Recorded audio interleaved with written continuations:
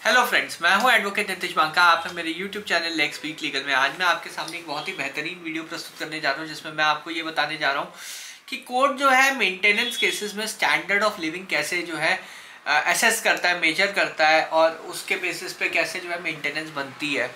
तो ये जो है आज मैं एक ये वीडियो जो कॉन्सेप्ट है ये मैं आपको समझाने जा रहा हूँ। देखिए क्या है कि इसका कॉन्सेप्ट आया कहाँ से।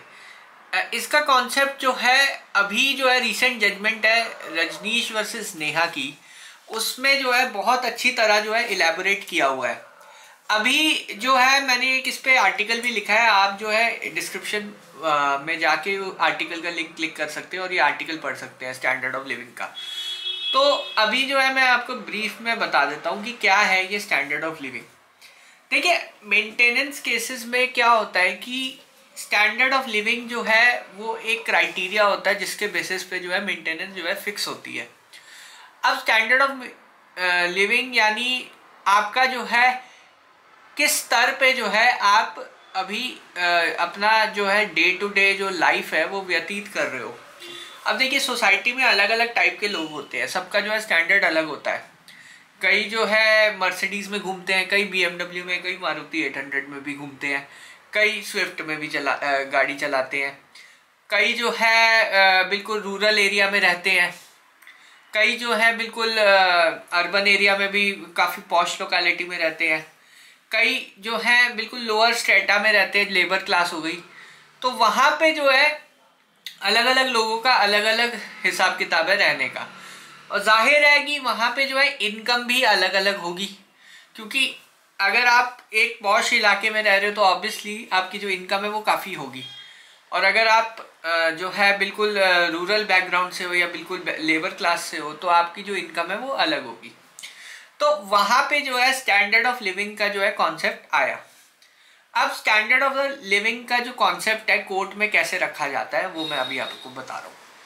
देखिए आपको जो है कोर्ट ये पूछेगा कि आप कहाँ रहते हो, आप कौन सी गाड़ी चलाते हो। वो जो है इनकम एफिडेविट जो होता है उसमें ये सब चीज़ें होती हैं, एसेट्स, आपकी लाइबिलिटीज़, आप कितनी EMI पे कर सकते हो, आप कितना जो है कौन सा मोबाइल तक यूज़ करते हो, ये यहाँ तक वो जो एफिडेविट है वो इतना डिटेल में है। तो वहाँ पे जो है आपको ये सब चीज़ें डिस्क्लोज करनी पड़ेंगी सो दैट कोर्ट जो है आपका जो स्टैंडर्ड है, स्टैंडर्ड ऑफ लिविंग, वो एक्यूरेटली करेगा मेजर। सिर्फ इनकम ही एक क्राइटेरिया नहीं होती मेंटेनेंस फिक्स करने का। स्टैंडर्ड ऑफ लिविंग जो है उसमें आपकी एसेट्स यानी आप कौन सी गाड़ी ओन करते हो, कौन सा मोबाइल ओन करते हो, कौन सा कहाँ आपका ऑफिस है, कहाँ आपका जो है किस कंपनी में काम करते हो, फिर कहाँ आपका घर है, ये सब चीज़ें जो है मैटर करती है।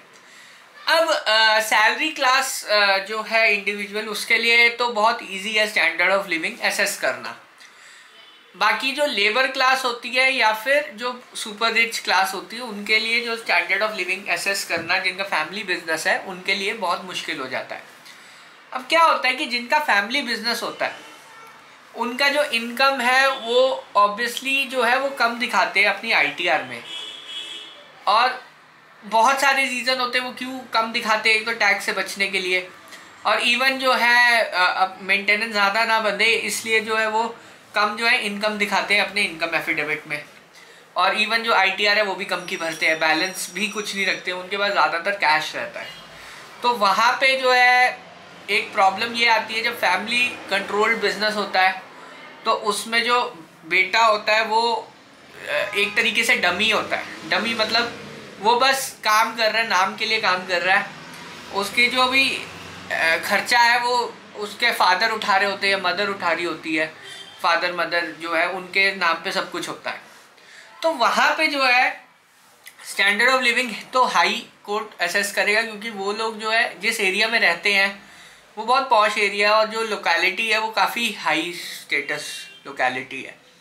तो जब कोर्ट ये देखता है कि वो लोकेलिटी में जहाँ रहता है हस्बैंड, वाइफ वहाँ रहती थी और अब जो है कोई भी रीज़न वहाँ डिस्प्यूट रहा है, वाइफ अब अलग रह रही है, तो कोर्ट जो है वो देखेगा स्टैंडर्ड ऑफ लिविंग क्या है उनका। अब यहाँ पे जो है इनकम के बेसिस पे जो है मेंटेनेंस फिक्स नहीं हो पाएगी, क्योंकि यहाँ पे तो इनकम दिखाई नहीं गई है, वो दिखाई नहीं पा रहे हैं।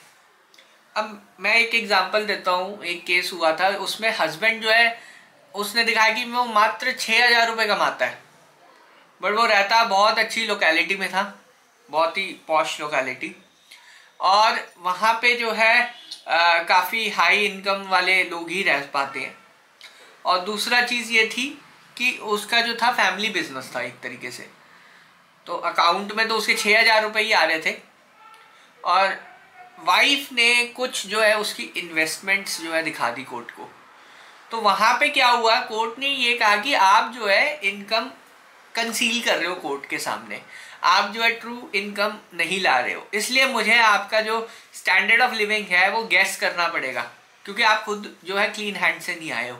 तो वहाँ पे जो है कोर्ट ने ये कहा कि आप जो है इतनी अच्छी लोकेलिटी में रहते हो, आप फैमिली बिजनेस संभाल रहे हो, और आप अपनी सैलरी मेग्र 6,000 रुपये दिखा रहे हो, जबकि आपकी जो इन्वेस्टमेंट है वो काफ़ी लाखों में है।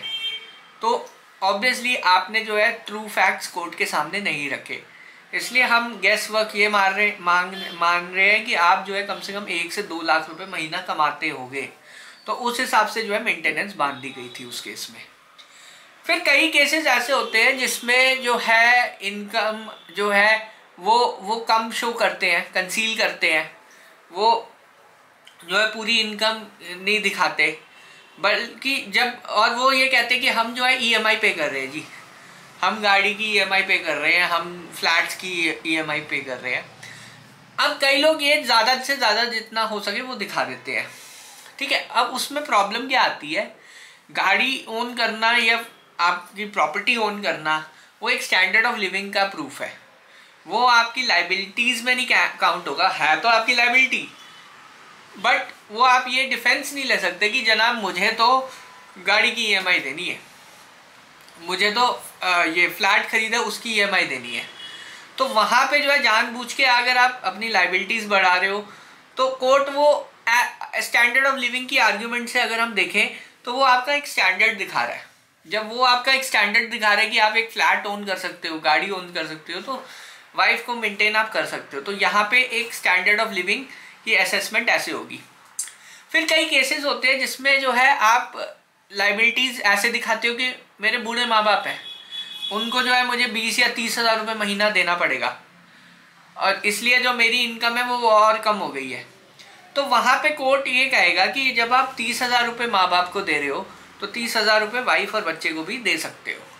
तो वहाँ पे भी अगेन ये आपकी कैपेसिटी दिखाएगा कि आप कितना अर्न कर सकते हो, क्या आपका स्टैंडर्ड ऑफ लिविंग है, और कितना आप अफोर्ड कर सकते हो देना। तो कोर्ट के लिए ईजी रहेगा एसेस करना। तो अब जो है यहाँ पे जो है थिंकिंग ऐसी आ गई है कि सिर्फ इनकम के बेसिस पे जो है मेंटेनेंस फिक्स नहीं हो रही है आज की डेट में। और खासकर जब ये रजनीश वर्सेस नेहा की जो जजमेंट आई है, इसमें कई पॉइंट्स ऐसे हैं जो स्टैंडर्ड ऑफ लिविंग के बारे में बात कर रहे हैं। वो आर्टिकल मैंने लिखा है, डिस्क्रिप्शन बॉक्स में आप चेक कर सकते हो, तो वो आर्टिकल ज़रूर पढ़ना। और स्टैंडर्ड ऑफ लिविंग कैसे जो है सेट हो रहा है आज की डेट में, वो मैंने आपको अभी अभी बता दिया है।